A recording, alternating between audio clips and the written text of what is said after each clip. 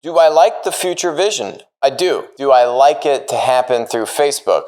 No, I don't. You can really see that he's going all in on this. He's reorging the business. He's changing the name of the business. Starting today, our company is now Meta. How many ayahuasca trips did this guy go on to come up with that name? Facebook is no longer Facebook. They are now Meta. That's their new name. And before I jump to this video, which is the Zuckerberg 6-minute 40-second video, we're going to start off with a better version of what he's actually trying to describe. Yes, there was a movie made about this by a guy you may have heard of named Steven Spielberg. This really should have been the intro that Zuckerberg led with to describe what he's trying to get at with Meta. If this was the video, sign me up. But it wasn't the video, just FYI. I was born in 2027, after the corn syrup droughts, after the bandwidth riots, after people stopped trying to fix problems and just tried to outlive them. My parents, they didn't make it through those times, so I live here in Columbus, Ohio with my Aunt Alice. In 2045, Columbus is the fastest growing city on Earth. It's where Halliday and Morrow started gregarious games. That's who Zuckerberg wants to be, is Halliday. These days, reality is a bummer. Everyone's looking for a way to escape.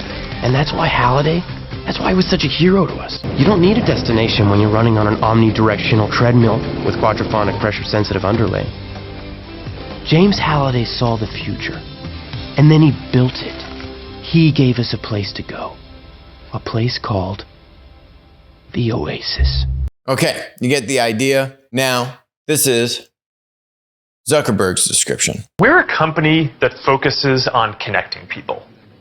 While most other tech companies focus on how people interact with technology, we focus on building technology so people can interact with each other. Kind of like Ready Player One, where they're saying, yeah, you're here to meet other people. You can be whoever you want. You can, meet all these people and get married and get divorced. So yeah, basically Zuckerberg just talks about that for the next minute and a half, and then cue jab at Apple. Here we are in 2021, and our devices are still designed around apps, not people. The experiences we're allowed to build and use are more tightly controlled than ever.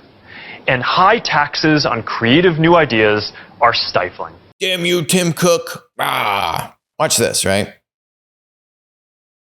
Like this person, that person sitting there, this person walking. That's script, right? These people are plants. They may be employees, but they have been told, hey, Q, walk behind him right now. None of this is done just casually Zuckerberg walking through the office. Building our social media apps will always be an important focus for us.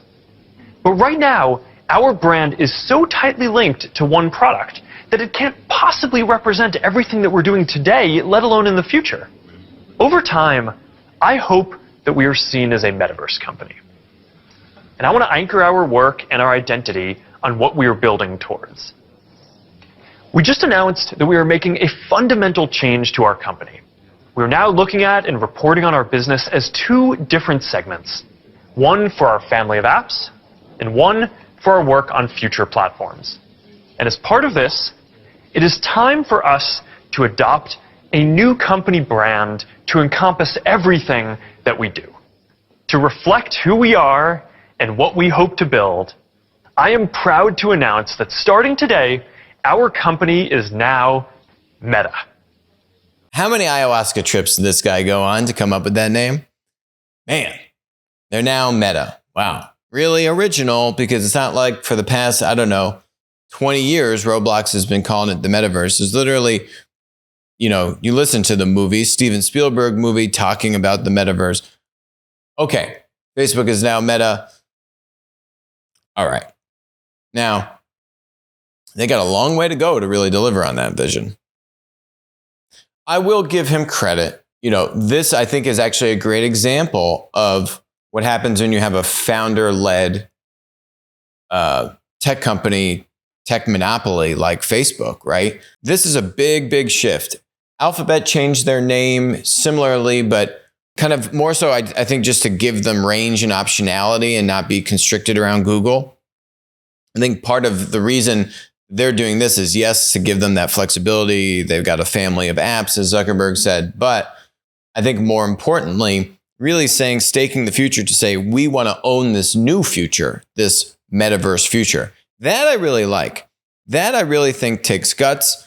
You can really see that he's going all in on this. He's reorging the business. He's changing the name of the business. And they can't use M&A to just go buy Roblox, which would be the easiest way to go after this thing. No, they got to do it from scratch because they got both hands tied behind their back thanks to increased FTC and DOJ scrutiny on any M&A activity that Facebook would entertain, especially something as big as like buying a Roblox. So they got their work cut out for them. Take this image, right? Store that in your brain. And then here's what I see. Shareholders won't be happy. It's not our job to make them happy. It's our job to make them money. But once we launch this little baby, they're gonna flip.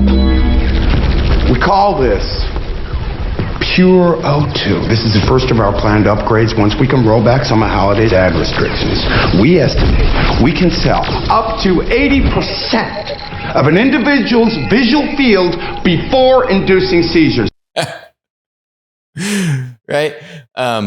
That is the villain in the Spielberg movie in Ready Player One, talking about how they can put 80% of ads all over your goggle, right?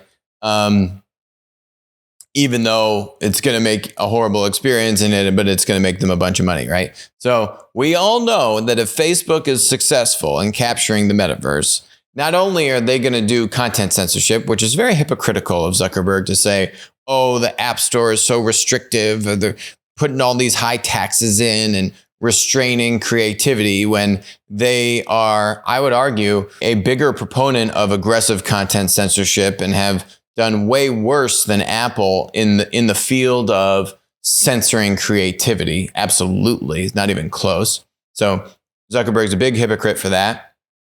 A, and B, right? We've seen now co-founders of WhatsApp leave because they disagreed with Facebook's approach and ads and spying on users' data, and right, because WhatsApp was encrypted and doing all these things around privacy. The founders left. They didn't want to be a part of that vision. And you've consistently seen, whether it's Instagram founder, right? You've seen these who have become billionaires by being acquired by Facebook, but you've seen them leave the Zuck because they don't agree with, ultimately how Facebook treats its users' data, and ultimately is using that data to sell ads. Yet, he takes pot shots at Apple and Tim Cook for being too restrictive and constraining creativity. Okay, cry me a river. And if this is the future that you want to see, then I hope that you will join us, because the future is going to be beyond anything we can imagine. Well, there you go. You heard it from the horse's mouth. Do I like the future vision? I do. Do I like it to happen through Facebook? No, I don't. What would I do? I'd probably, in full disclosure, I've already done this, and it's also in Platt, our ETF with Wisdom Tree that puts all the public platform stocks into an index. Roblox is the clear target to either do this themselves or have some larger player buy them. Although, as I've talked about, the large tech monopolies are much more challenged to do M&A, particularly M&A at that size, right? Roblox, way up on this news, 50 billion market cap. You can see the stock has been, up and down since it IPO'd earlier this year in March. But, net still up from where it IPO'd, and certainly up basically on the news that Facebook's entire future is what Roblox has built. And here's the thing, right? Roblox was founded in 2004. They've been working on this for 17 years. And all the stuff that Zuckerberg complains about, right? Like that the App Store is too restrictive. Roblox and Minecraft, for that matter, they already have their own App Store within an App Store, right? You can go onto the iOS app, onto the Android Roblox app. You click into that, and there are thousands of other games, right, within the Roblox app. And that technically is supposed to be a violation of the App Store rules. But because Roblox has been building that business long before the iPhone came along and has been building that business successfully on other development platforms, they are not reliant on an iPhone, on an iOS, on an Android to accept their business model, right? And that gave them the leverage to have an iOS, to have an Android allow for a Roblox to be approved in that fashion on the iPhone or the Android. So, Zuckerberg can complain all he wants. There's precedent of the thing he is decrying actually being approved, A, and B, it's clear the guy's a hypocrite and is doing way more censorship relative to what you would say Apple or Android is doing. Google's a whole other story of censorship on Google search and YouTube, whole other story. But specifically Android, Zuckerberg definitely takes the cake. We just don't want 80% ads from Zuckerberg on our, video screen in front of my eyes, which we all know is where Zuckerberg will take this thing, and not to mention censor us and try to control what we think at every moment we're in his universe. God, I'm running away from that the more I think about it. Hi, I'm Alex. Thanks for watching the show. Make sure to hit that subscribe button, but even better, make sure to follow us on Odyssey, follow us on Rumble, and text us 203-646-5159. Text the word Monopoly. You'll be subscribed. You'll get updates about when we're going live, our latest videos, and we'll send you even a little goodie bag. And in the event that we all get banned from big tech, we'll still be connected. Damn you, Tim Cook. Ah.